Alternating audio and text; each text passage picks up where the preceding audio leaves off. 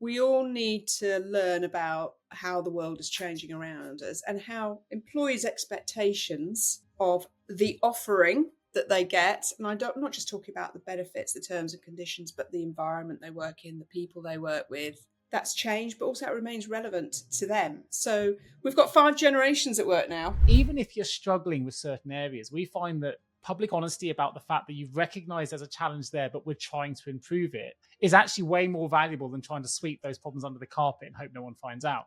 People don't mind joining an organization if they know that they are committed to trying to improve a metric, a situation, an environment, a culture. Here's a pre-show scenario for you. Imagine you had to visit 16 houses just to cook your dinner. One place has the pots and pans, one has the stove, another has the food. You get the idea. Sounds ridiculous, right? Well, the reality is most global businesses operate the same way, using 16 different tools to hire, pay, manage, and develop their workforce. But now there's one platform that does it all. Deal. That's DEEL. Deal is your forever people platform built for global payroll and HR. So whether you're an enterprise business, a small company, or something in between, Deal works for your entire team. So are you ready to transform your global payroll and HR processes? If you are, click the link in the show notes to book a demo with Deal today. That's DEEL. Hello and welcome back to the HR L&D podcast. My name is Nick Day. I'm your host today. I'm the CEO at JGA Recruitment Group, and we are specialist HR recruiters operating in the UK, EMEA, and now the US as well. Today, I'm really excited because we're going to be joined by Annette Andrews, who is a seasoned HR professional with over 25 years of experience in senior HR roles across various industries.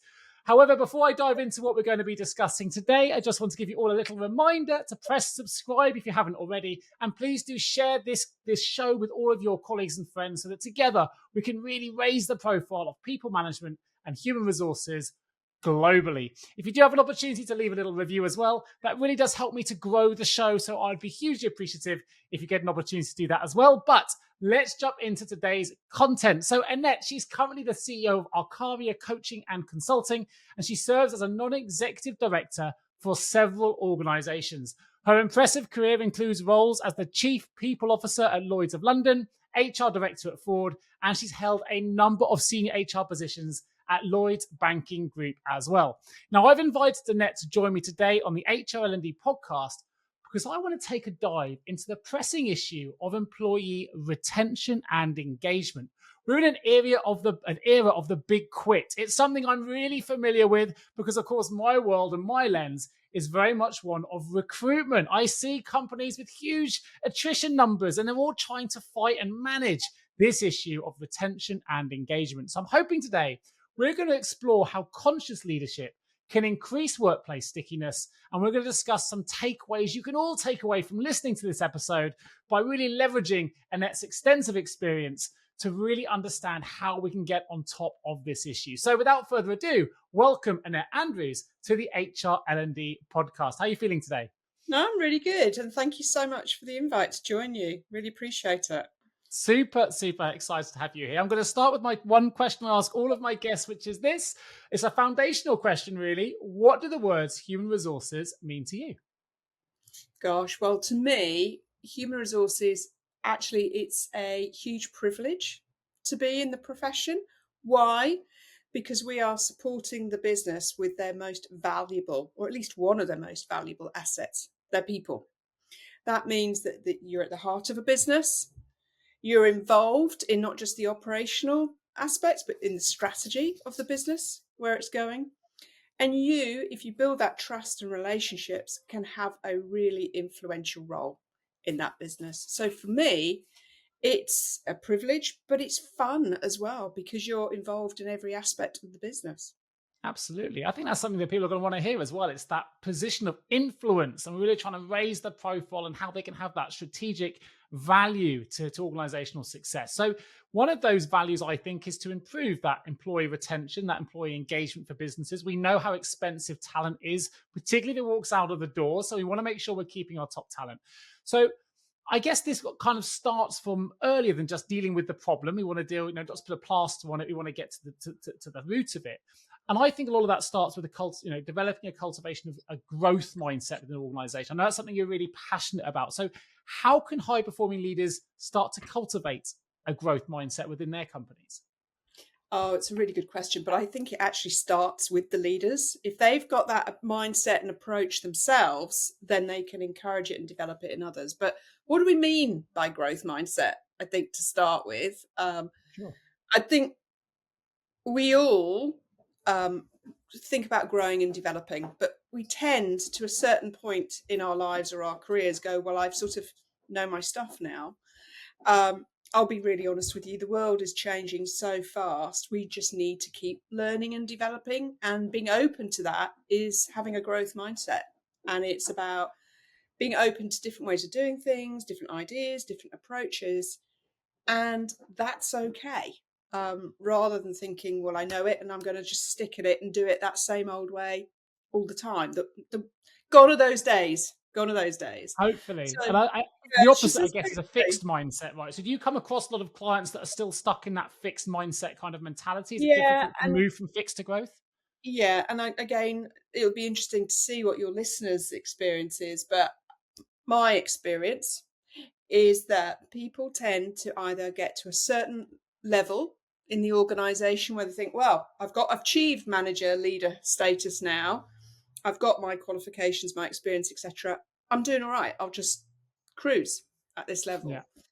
Or it can be linked to service. I've been here for 10, 20 years. I know my job inside out. I don't need to learn anything else because I get rewarded for what I do every day. And I would say those are the individuals and parts of the organization that need to go, well, actually, the world is changing. Our customers' needs are changing rapidly. We need to make sure we stay relevant. And that sounds really blunt, doesn't it? But with the I think it's world fair. changing at the pace, we've got to make Yeah. sure we're all relevant and we're adding value as And with well. relevancy, in the current world we're living in, we see this in the world of recruitment, right? It's almost like flexibility now is a given. It's not even a benefit now. We need to sort of change the way our attitudes to work. So I'd be Yeah. interested to know from your perspective how leaders can go about striking that balance between flexibility and delivery to help them create Yeah. that growth mindset, to have that culture of growth, which is hopefully productive and adaptable, but also is one that retains the employees. Yeah. And I think it links to that growth mindset point, which is we all need to learn about how the world is changing around us and how employees' expectations of the offering that they get. And I'm not just talking about the benefits, the terms and conditions, but the Sure. environment they work in, the people they work with, how that's changed, but also it remains relevant to them. So we've got 5 generations at work now. Can we believe that? I just I can't. know. But Crazy. but the needs and wants and expectations are very different in those. So it's really tough to try and find something that will work and be flexible for people, first of all. But equally, and you've all probably come across this as well, I still come across that it won't work here approach. Uh, Great, great idea, Annette, but actually it won't work here. And I like to challenge that and say, why not? How can you make it work? Yeah. Because actually, if you show that flexibility and that support, guess what you'll get back? Retention, flexibility, enhanced performance. And it's finding that balance, isn't it? But one So size does not fit all, that's for it's, sure. it, I agree. It's interesting because, and I can't believe it's almost 5 years, or probably over 5 years ago now, since the beginning of the pandemic, and we're still kind of dealing with the impact that had on the way that we approach the world of work now. But actually, I have a separate show called the Payroll Podcast, and of course this show as well, where these are two industries, payroll and HR, which a lot of C-suites didn't feel could operate from home. They needed to be in the Yeah, office. HR is about people, it needs to be with our people. Payroll is about paying people. And yet actually the pandemic showed that very easily and very quickly those professions were able to adapt and work very effectively from those different environments. So people were forced to come out of their fixed mindsets and have a growth mindset, whether they liked it or not, because things outside of their control almost forced their hand a little bit. Interestingly, you talked a little bit there about rewards, and it's not just about benefits, but you've worked for some really high performing organizations. So what are the kind of things that you've been exposed to, or advice would you give in your role now as a consultant that would help organizations to incentivize performance in a way that isn't always about giving more, if you like. It's more about aligning with values and other things. Yeah. Yeah. And again, multifaceted, no one easy answer, I'm afraid. I Sure. think when you're looking at that, and it is a relationship, isn't it? It's not just a piece of paper contract, it's a psychological contract that you're creating with people. So I always encourage organizations, and it's exactly what I have done historically, is think about every part of the employee relationship. What do I mean by that? In the life cycle of an employee, all the way from recruitment to what's it like to work for someone, what's it like to be part of a team, how do I get rewarded, how do I get treated if I resign? All of those key parts, and think about those as really important moments and touch points. How are they, the story told about them, how are they integrated into that psychological contract? And also, I'd say with those 5 generations, they have very different needs in that psychological contract. How is that reflected in your benefits, your policies, your total reward? But equally, you've got to keep it as simple, easy to communicate, easy to structure as possible. Otherwise, it becomes a minefield, and people start to say, "Well, why have they got that and I've not got that?" So it's a lot to do, and it takes agility, a lot of listening, not just to your current employee needs, but understanding. You'll get this, Nick. What's going on in the market? What can we do to differentiate ourselves to attract people? But what can we do to differentiate ourselves to keep people as Yeah. well? Yeah, I think that's the And bit then, that's often forgotten, isn't it? It's to keep them. oh, yeah, we get. Personal view, I think we get complacent. Once we got them in the door, we're done. It's like, no. How do you continue to grow and develop them? Learning's a big thing. So how can you continue to grow and develop them? But as they go through their own personal life cycle, then how do we support them through that life cycle? But equally, it's not all give, because a lot of, you've got to be business focused. It's got to be a Yeah. commercial relationship as well. You'll get a better return because recruitment costs money. Retention, if you can enhance it, saves money. So how can you encourage greater performance and productivity and reward? This is really important, I think, not just the what people do, but how they do it. How do they live in harmony? And it sounds very twee, doesn't it? But how do they reflect what your customer needs, but also the values of the organization as well? Yeah. So Yeah. rewarding the right behaviours is actually really, really important. And we all know what kids do if you give them chocolate, don't we?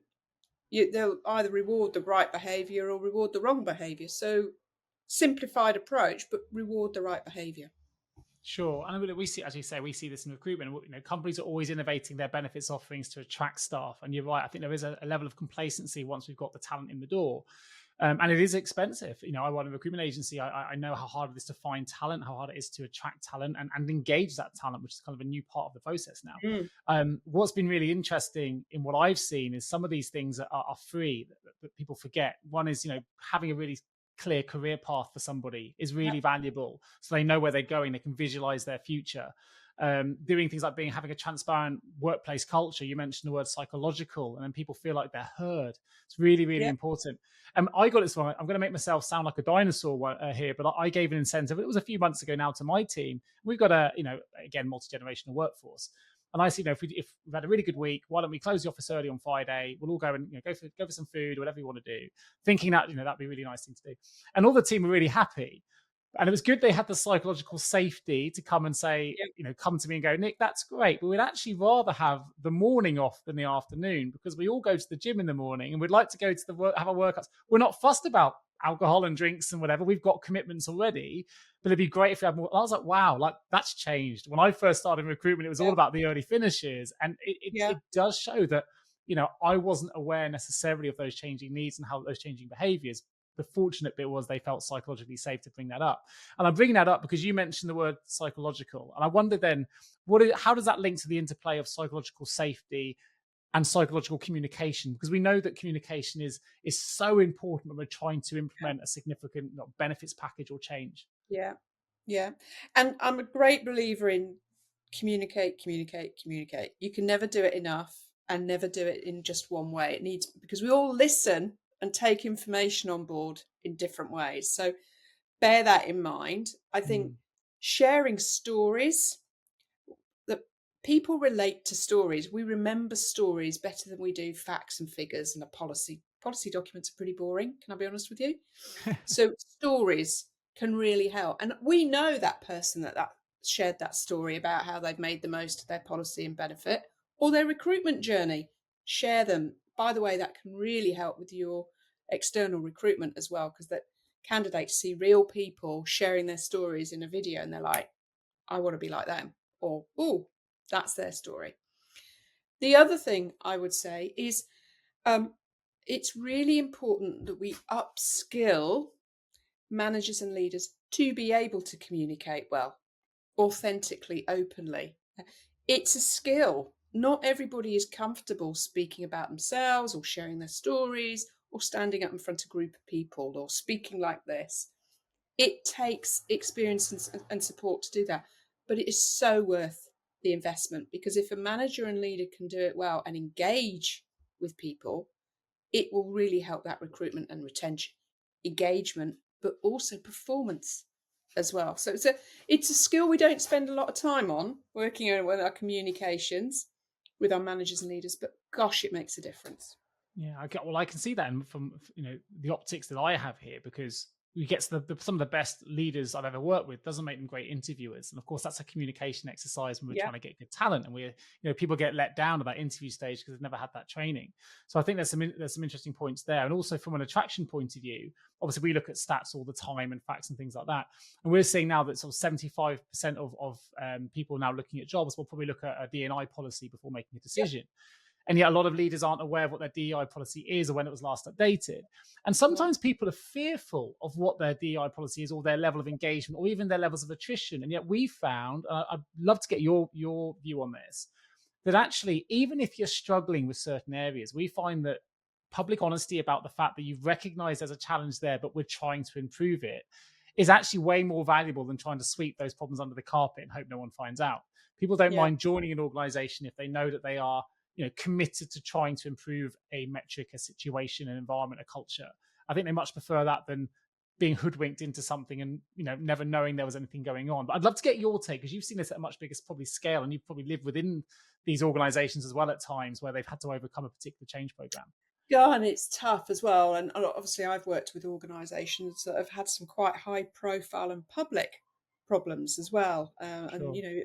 where regulators are really involved as well. So I think it's important to have the data and understand it, to share that in a way with managers and leaders so they understand it, but also in a way that they feel comfortable being able to speak confidently about it. Picking up to your point, ED and I can feel a bit of a tricky topic, Yeah. because I might get it wrong, but also we find that with ESG as well, because increasingly people want to know about, what are you doing to support environment?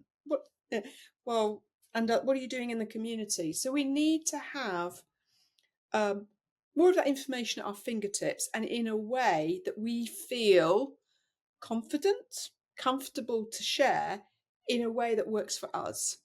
Yeah. So be that whatever that might be, and that can again vary to organisations and levels. So I think you're right. Transparency, as far as possible, without exposing yourself legally or from a Of regulatory course. perspective. Information and stories to hand, and also you're right. I've got two boys, early 20s. When they go looking for jobs, they have gone through the fine tooth comb, the websites, the policies, the media, etc. And I imagine it's been quite tough to interview them, to be honest, because they are so prepared. So it's helping your interviewers be ready for that as well. Yeah, I mean, you highlighted change in the marketplace anyway. It used to be a very much a one-way interview process, right? But we saw the Great Resignation. We Yeah. can't do that anymore. It has to be a two-way Yeah. process. We need to sell to talent as much as we want the talent to sell to us. And I think that's still something that's often missed in the certainly in the selection and attraction process. No, I agree with you. They're looking for the right. They want to go somewhere where they're going to feel part of it, belonging.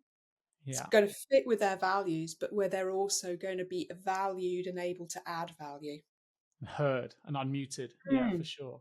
I know that you've also managed some major organizations through some significant change projects. I know there'll be a lot of people listening to this either pretty much every organization, if you're working in HR, is going through some kind of transformation or some kind of change program.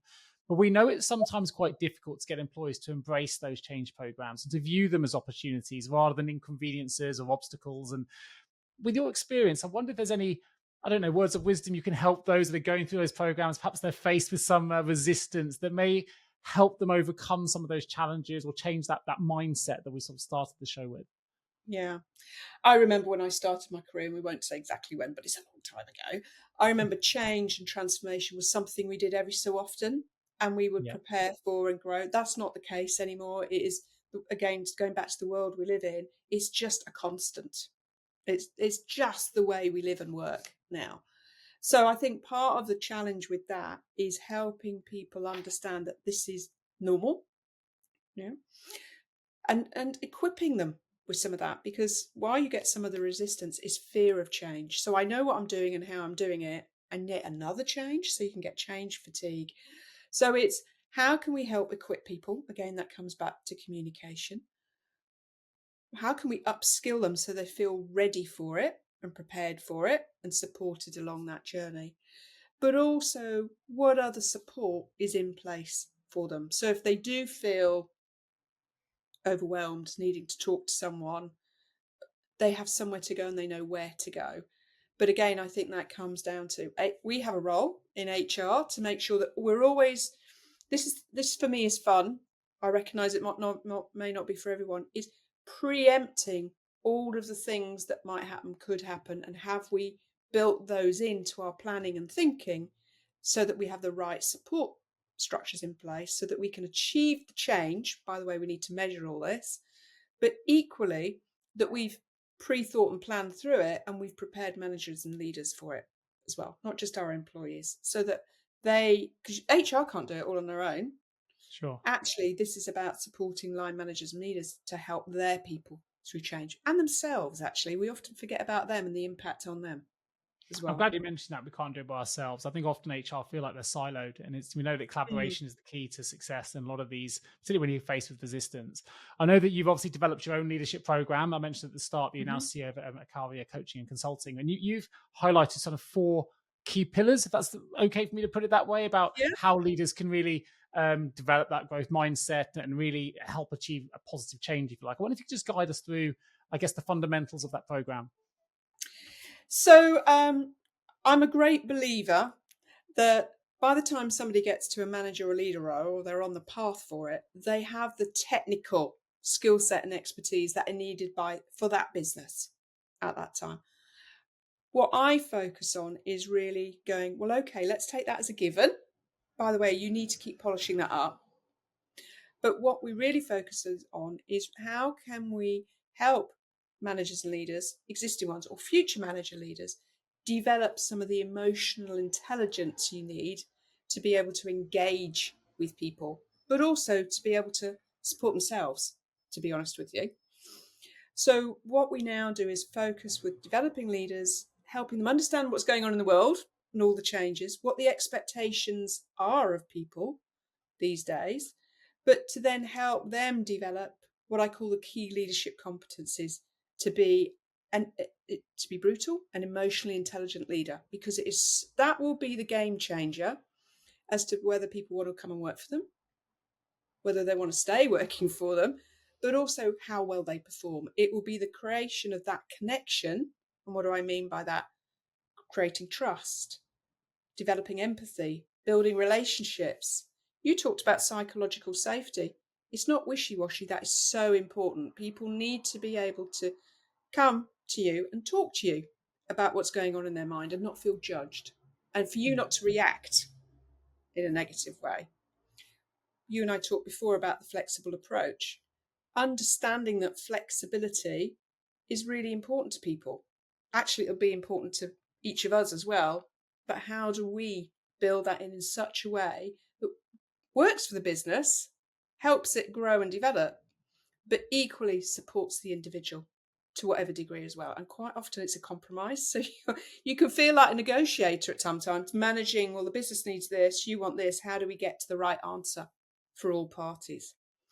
And then it's that developing curiosity, encouraging the quiet voice in the room, being aware of our own biases, we've all got them, but also thinking about how we can work together collaboratively across those 5 generations. So there's a lot in there, but honestly, switching that on, we've all got emotional intelligence, but switching it on and dialing it up, everyone can do. So it's helping people do that. Yeah, and I like the way, I don't know what popped into my head there is the word compromise when you were talking about flexibility. I think I said earlier on that flexibility now it's not a benefit, it's a given if you want to be able to attract, engage, and retain your staff. And the word compromise came in, if I talk about my own marital status, if you like, compromise is what allows a marriage to perform. And I think it's the same in the world of business. If you haven't got compromise from both the employer and the employee, it's not all one side. It's not the employer saying, I must have this, this, and this. It's not going to work. And same for the employer saying, you must be here for, there needs to be an air of compromise. But when we get to that level, actually, it's amazing the level of productivity. The stats show that productivity goes through the roof when people are happy and they feel like they've been listened to, they feel like they've been heard. And yes, you may not get everything your way. As you said, that's really important, but it's that collaboration and transparency. And if you can't do something, the organization is clear as to why, and maybe they'll try and find another solution to the problem. So I think you raised some certainly very, very relevant questions in the industry that I'm in, about if companies want to attract and retain their staff better. This is absolutely central to that. And I do think a lot of leaders do not say lack, it's unfair, but haven't necessarily had the coaching, as you say, the brain is a muscle, that it's a continuous journey of learning to develop their emotional intelligence skills. And certainly, and I may get to this later on in the show, but when I've done over sort of 300 episodes of podcasts, and a common question I'll ask people is, what great quality do you see in every great leader you've worked with? And the most common answer by far is empathy. Yeah. We shouldn't underestimate that when it comes into gold leadership. Dust.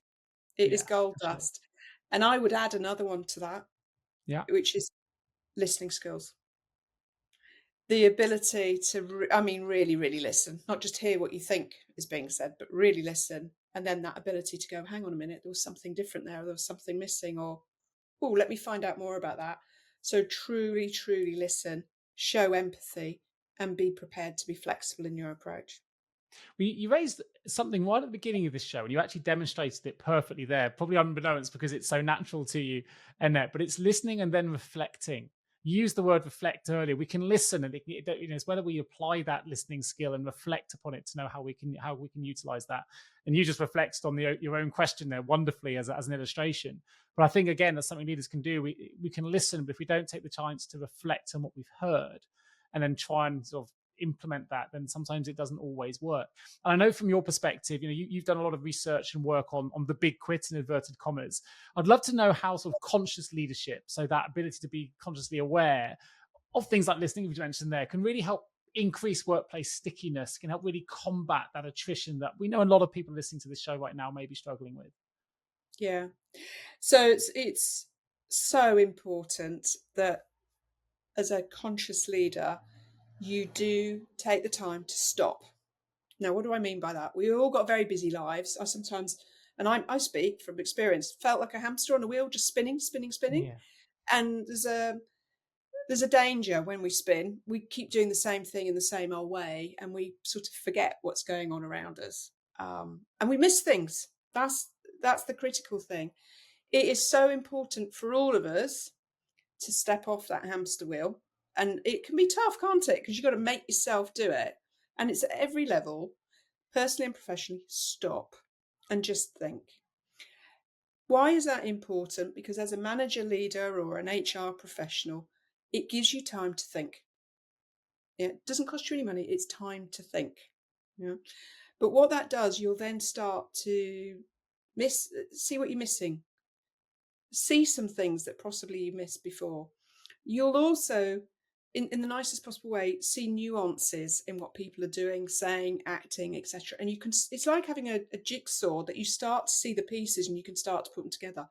Most importantly, in all of this, if you stop and give people time and listen to them, they feel important. They feel valued. They feel listened to.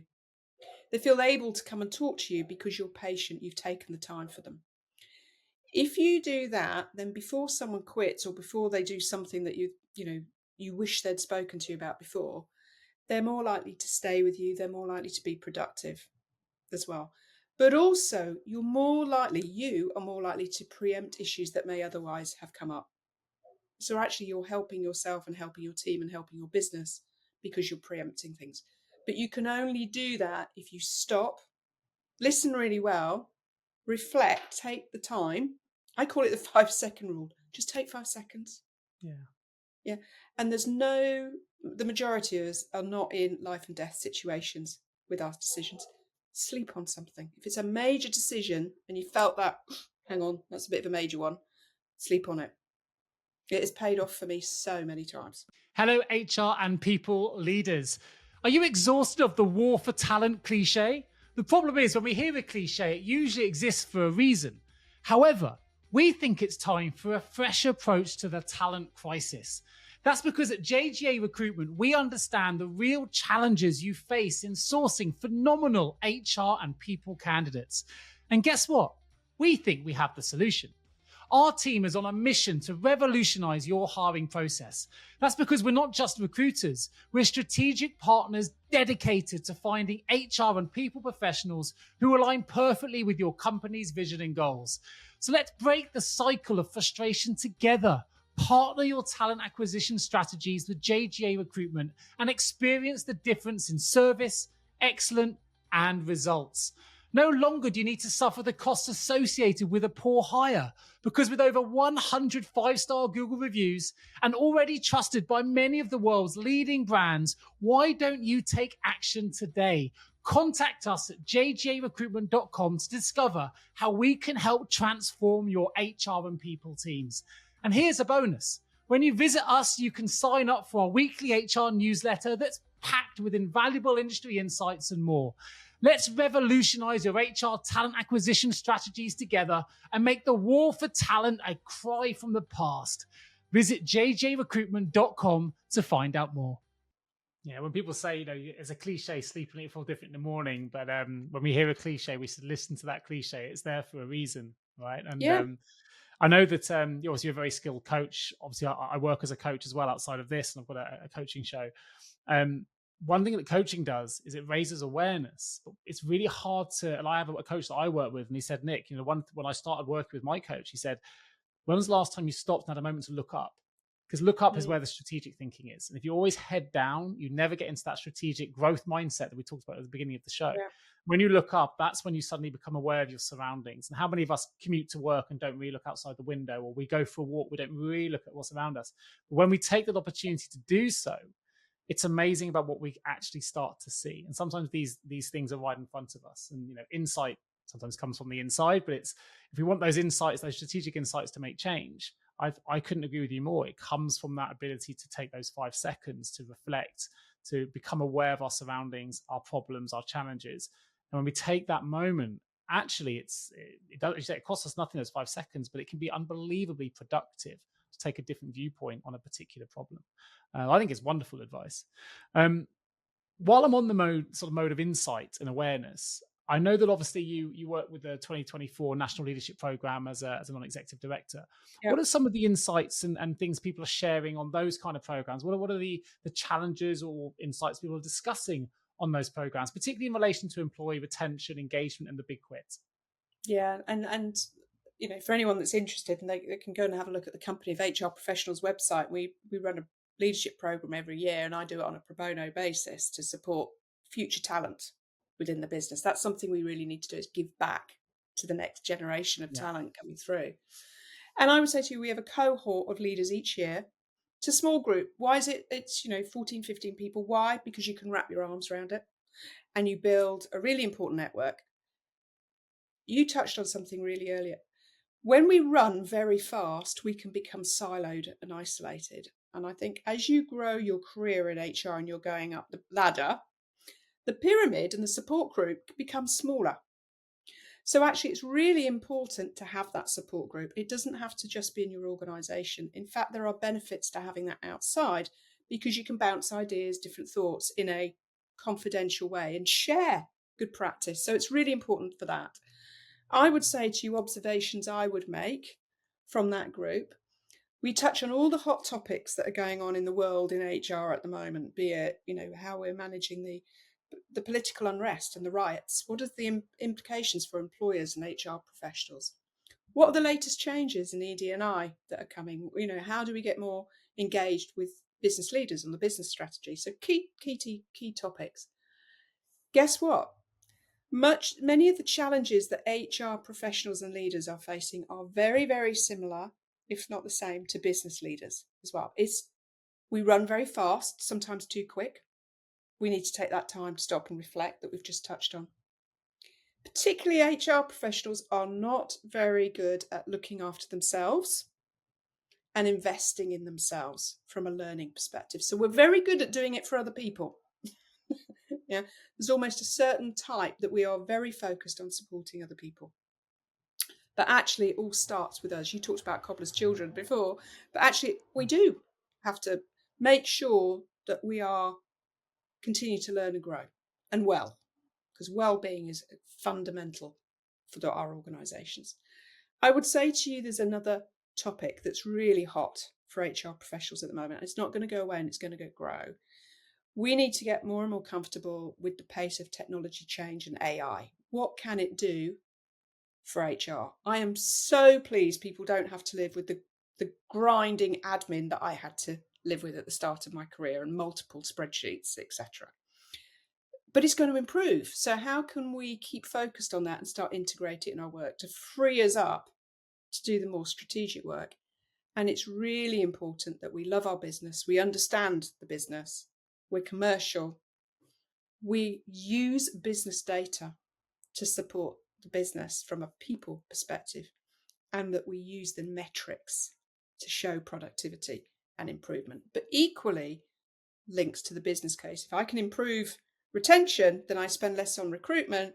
Sorry, Nick, but then I can invest in other aspects of people for benefits, sure, policies, etc. So you can create a really good business case, and it's making sure that we are equipped for those changes and able to talk the business with our senior leaders and be a partner to them. So a coach, a mediator. It's multifaceted these days, which sure, for me is why it's so much fun. Yeah, look, I think you've raised some really interesting points. I want to reflect on as well from the way that I interpreted them. I mean, you said, sorry, Nick, on the recruitment piece. I actually couldn't agree with you more. But I think this is an example without pitching, what we do. People can research us and whatnot and just look at the show notes for who we are and what we do. But we're a specialist HR recruiter. But I think sometimes people try and nickel and dime recruitment and then they wonder why they get poor hires. You have CHROs or leaders taking responsibility for the recruitment themselves. They've never been trained, don't have the resources, don't have the tools. And it's not an efficient use of their time. I know sometimes I think they look at it with the pennies and say, well, it's expensive to use a specialist agency like ourselves to find that talent. But I would argue that how expensive is it to get a poor hire? How much time are you losing doing something that you don't have the network for or don't have the experience for? And I think it's the same when you reflect on, you mentioned just then, that people don't invest enough in themselves and their own learning and development. I think it's the same. The biggest objection people have to not having a coach is, well, I already know everything in HR. What's a coach going to teach me? A coach is there to raise awareness of all the things you're not looking at, and they only know that by having a work with you. And I wrote about this in my blog this week, which is, a Formula One car could be the most aerodynamic, beautiful machine, the fastest car in the world, but if it doesn't go in for a pit stop and recover, it doesn't finish the race. And I think we're seeing a lot of that in HR, a lot of burnout, a lot of people not taking that time to recover, reflect, invest in themselves. And that's something a coach can really help do, that they can see the icebergs coming, and they can see the burnout coming, but often before you can, and they can guide you that way. And I think that's, you also mentioned that it gets lonelier. And I think as you move through the chain, I see this with the people I work with, it's very lonely at the top, because the higher you get, the less peers you have. People start looking upwards. They want your advice and you don't know anywhere to go. So I think, again, a peer group, incredibly important. I'm certainly a member of one in the world of recruitment. I'm a member of a CEO peer group that have different agencies in different sectors, and we all communicate about our challenges. It's absolutely invaluable, because people in my business don't understand the same challenges that I'm faced with, but owners will. And I think if you're not part of that peer group, like the one you mentioned. I will put a link in the show notes if people want to find out more about joining that. They can do that as well. But I think that links nicely to your experience as well, because you work as a coach and a consultant. So if someone wanted to leverage your expertise, maybe they wanted to use you as their sounding board, they wanted to create more insight, more awareness. You've lived this with some, through different industries. You've worked at the top of your game. You've got to see HRO for major organizations. What is it that you can provide the people that are listening to this that maybe are ready to reach out and maybe they need some support? It's a really good chance for me to just reflecting on that, an opportunity now. Let me share something with you. I was a very fortunate lady when I was at Ford. It's a long time ago, and I was in, a senior role, but not the top role. I was in a senior role. I was offered the opportunity, one, to continue my professional development with CIPD and an MBA. Fabulous. But I was also offered the opportunity to have a coach. That coach is still a friend today, but someone that I will reach out to who just, even 20 years later, will go click and just gets me, and we can have a confidential discussion. I look back on that now and go, it provided me with much needed time and space at the time. That individual was a mentor and a coach, so sometimes it's a fluid role, which I think is important. As long as you delineate it, it's important. I think as well, they provided something that is really important, particularly in HR. We do some tough stuff. So it's a safe space to go in and go, well, you won't believe what happened today and what I had to deal with. Bang. Or this is going on, I just need to think it through. So it provides a safe space. And that was one of the other things we've talked about on the leadership program for HR. It's really important that you don't become siloed, isolated. It's really important that you do create that safe space for you as well as everybody else. So that's what I enjoy doing. I love coaching leaders, senior leaders, top talent that's coming through, but also HR professionals where we have the opportunity to explore things, might be in a sort of quasi-mentoring capacity, but also I take the coaching role as well. And why am I passionate about that? Because of the difference it made to me.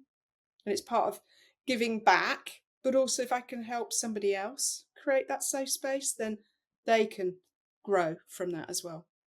Amazing. I mean, I make no bones about being very open about promoting coaching. I don't mind. I put my flag in the sand and so I recommend it to everybody. The highest performers in the world have coaches, whether it's in sport or business, and it's no, whether you're Barack Obama or whether you're, Bill Gates, they all have their own coaches. And there's a reason for that. I think it optimizes performance.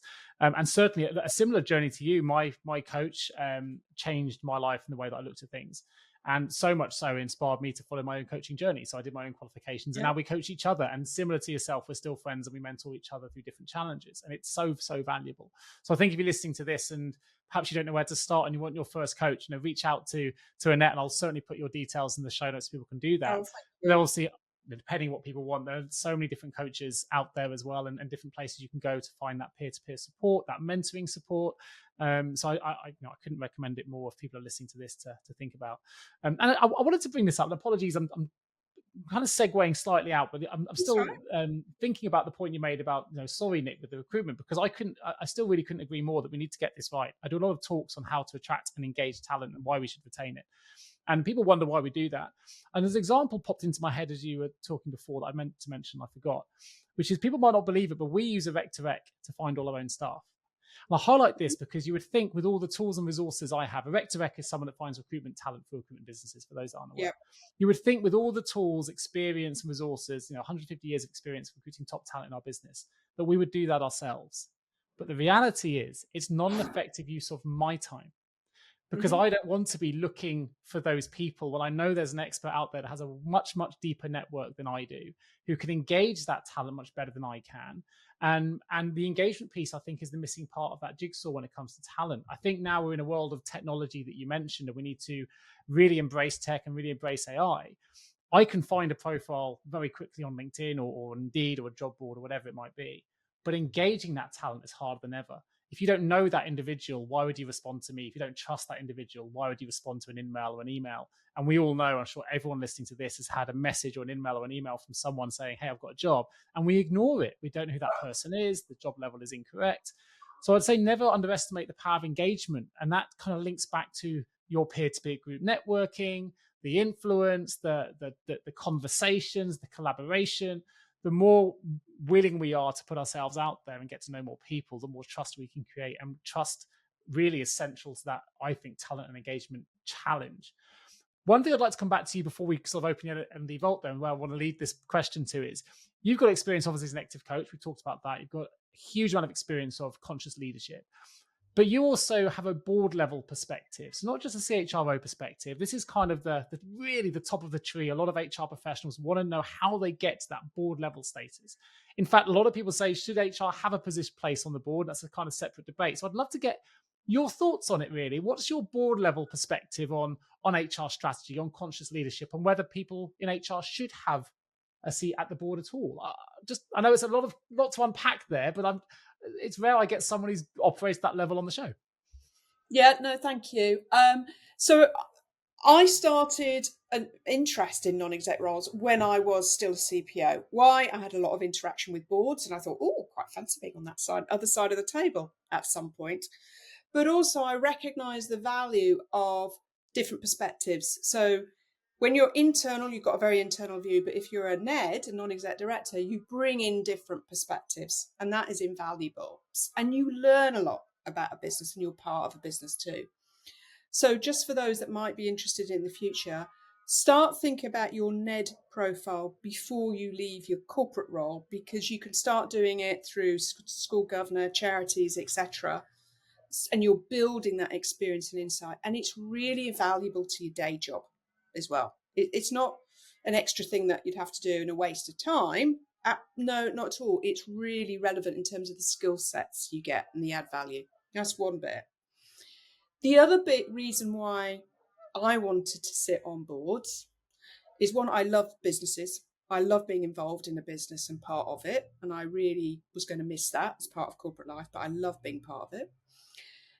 The other one was a team. I like being an integral part of a business team. So I'm not an exec anymore, but I'm a member of a board, which is part of the business team and representing the shareholder. So that's important. The other part is I have a passion, is that you can't run a business without your people. So it absolutely has to be a top table and board discussion. You wouldn't dream of running a business without talking about your financial situation. So why would you not be talking about it with your people? So you can't run a business without your people, money and customers. So they're top table discussions. So I think just as you would have a subject matter expert for finance or for what people that understand your business sitting on the board, I bring my skill set of people across different sectors. So it's a passion of mine. Not everybody is at that point yet, I'll be honest. I think the pandemic helped raise the profile of our profession. Yay. Absolutely. But also get people on that topic list. It's important we keep it there now. Let's be honest as well, culture and diversity are hot topics, but they're hot topics to me personally as well as professionally. So I think we bring a voice in the room, a different perspective in the room, and that's really important. I totally agree. So it leads me to a broader question. Everything you've said resonates, and it will resonate for a lot of our listeners as well, I'm sure. The broader question, and I'll preface this to say that, in my opinion, I think it's sector, company, industry dependent. I don't think there's necessarily a one-size-fits-all response. That's my view. It's not everyone's view. And I'll also preface it to say that I don't think necessarily that talent attraction specialists should have a seat on the board. I have a separate show about payroll. A lot of payroll professionals believe they should have a seat on the board. A lot of people do think they have. And I think there's only so much space on the board for different industry functions to operate in. But with that in mind, and with your expertise, and you've obviously sat very successfully at board level and influenced change from a people perspective, I couldn't agree more. People are the heartbeat of any company, or most companies, and therefore it makes sense that an HR professional would have a seat at the board table. But if you're laying your flag in the sand right now, do you think HR leaders should have a seat at the table? Do you think it is industry specific, organizational specific, or do you think actually they don't need one in order to really influence change? So I'm biased, with my back. I would say to you, it's absolutely critical that you have be it a head of people or a CPO, whatever, sitting at the executive table. And they are right-hand partner to the CEO. it's a really privileged position, because not only you're a coach to all of the executive committee, you're sometimes the mediator, if I'm honest with you, as well. But you sometimes have to be the bravest person in the room and go, that wasn't appropriate, or I've got a real concern about it. So I absolutely think the remit should be at the table, but it's really important that whoever is doing that role loves the business, is commercial, gets the business data, and can talk the same language, just weaves people in. And by doing it that way, it's very powerful influence, because you start to see it on the radar more and more for people, and it becomes more relevant. There's nothing more rewarding than hearing your own words repeated by someone else. But that for me is critical. When you've got people on the executive committee with that skill set, then you start to give them the agenda and the voice at the board as well, be that on reward, be it on people strategy, but wherever, guess what? Most business topics have a people element. Get the voice in there as well. Yeah. But the CEO has an important role to play on that, as do the board, to be honest. They need to ask to hear the voice. And listen. And listen, which if you've got someone who's people related on the board, you can try and help that. But you can't do big change overnight. This is gradual build. So last question before we open the HR L&D Vault. And I want to help the listeners here, because I know this is a topic where they don't always know where to start or which direction to take. They feel like they deserve or should have a position at the table, at the executive table, be able to influence decision, organizational success right at the top of an organization. What's the biggest obstacle, do you think, then, that's preventing that from happening at a wider scale? Because we're still not seeing CPOs on every board at the moment. It's still we're seeing more than we've ever seen before, but not all organizations have followed that path yet. What do you think is the biggest obstacle to that change? Is it coming from the HR community themselves, or is it coming from executive boards not yet seeing the value? Is it a bit of both? And what can we do to overcome those? I think it's a combination, and there's several factors in there. I think it's probably an old-fashioned view of what HR is all about. That's why I prefer the title people. People, yeah. And making the point that, this is all about running your business more effectively, being more commercial. So I think upskilling the business leaders about the role and the contribution that can be made. Quite often, the proof is in the pudding. So they need to see an uptick and change in the value that we are providing, one thing. I think it's also making sure that we're very commercial and talking the same language of the business, showing metrics, showing ROI, etc. Because otherwise we're talking a different language, and actually it needs to be the same language. And I think finally it's, we need to challenge ourselves, and are we doing things in the same old way? How are we integrating technology, AI, etc.? Are we changing as much as the business and the customer and the environment are changing? Because quite often we don't get invested in. I mean, it's taken me several years in some jobs to fight, and it is fight for new systems, etc., that enable HR to be more add value. So it's making sure that we are justifying the investment in technology and AI to make sure that our return is greater for the business. So it's multifaceted as well. And keeping ourselves relevant and upskilled is really important. Yeah. I sense we could probably have a whole other podcast dedicated to this subject. So I apologize for segueing away from where we were. No. I just find it fascinating. And you've got that perspective, which I think is really valuable for the people listening to the show. And interestingly, even that last response, again, for me, we didn't necessarily say the word, but a lot of the response you gave was embedded in the world of reflection. What do I need to do to upskill? What do I need to do to train, to learn, to create more commercial value, to demonstrate commercial value? A lot of that comes from reflection before we kind of just make statements. And when we reflect and understand where the weaknesses are, we can kind of plug those gaps and really help an executive board to understand where the value is. So really fascinating conversation. I've really enjoyed it. I suspect we could talk for another hour, but we don't have the time. So I'm going to open the HR L&D Vault for you.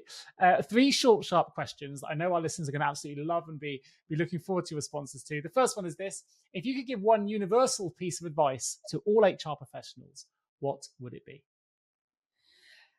I would say remember to look back at everything you've done and achieved, because sometimes the day can be hard or the mountain ahead seem high, but we're not very good at looking back and recognizing the progress we've made.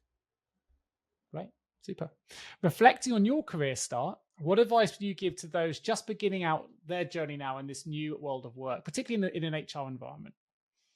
So from an HR perspective, I would say before you specialise, I think many people specialise too early. Make sure you've got a good, broad generalist grounding, because one, that will pay off for you when you do specialise. If that's what you want to do, that's fine. But equally, it will help you make what might be the right decision about the specialism if that's what you want to do. Or stay a generalist, because all of those different experiences that you've gone around, I've been a head of reward, a head of L&D, etc., they all add up at a later stage. Fantastic. And last but no means least, you may know this one is coming. I gave a little bit of an insight to this early on in the show. From your experience, what common trait or behaviour have you observed in all the effective and great HR leaders that you work with? They love the business. They're commercial. They use the business metrics to support what's being done, and they build great relationships with key stakeholders so that they are able to be there during the good times, but also managing the tough messages as well. So relationships and commerciality.